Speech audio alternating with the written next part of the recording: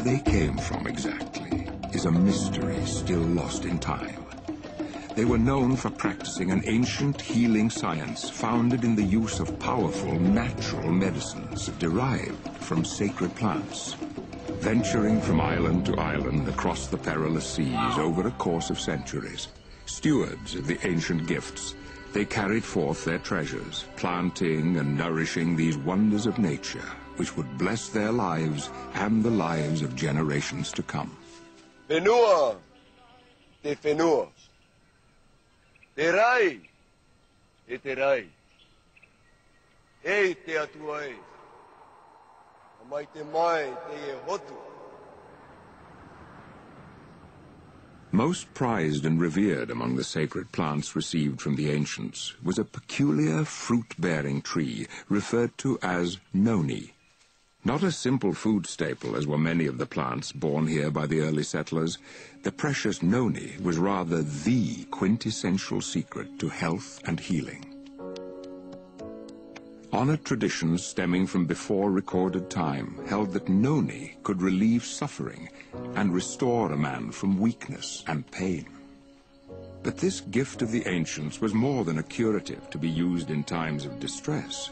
Noni, it was also held, could increase any man's longevity through inciting vitality and by reconciling his body to a state of perfect health.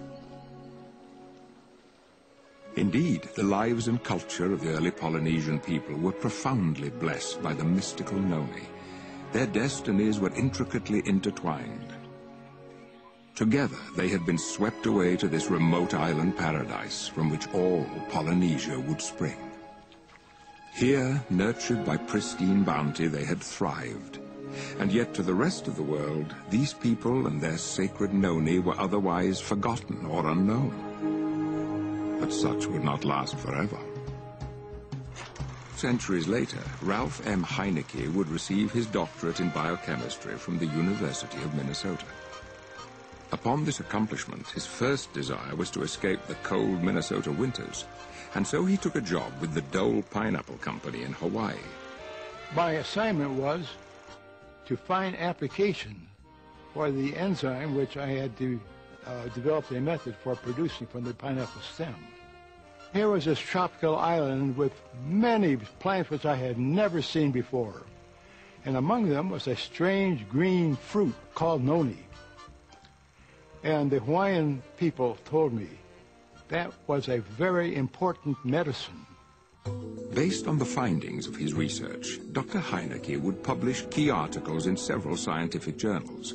Within only a few years, these articles would spark the interest of a man being led on his own journey of discovery. Through the initial discoveries of this fruit, I realized the great potential. And it was when I came across a paper by Dr. Ralph Heineke. He described in this paper the mechanism of how and why it works. Everywhere I went on the island of Tahiti, the most interesting things happened.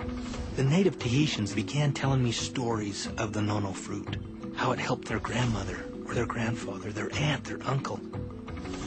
I learned that there was a super abundant supply of the nono fruit on the islands of Marquesas, nearly 1,000 miles away.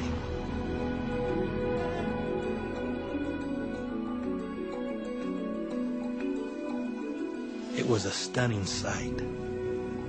The valley was just full of this fruit. Immediately, I knew that we had all the fruit we needed.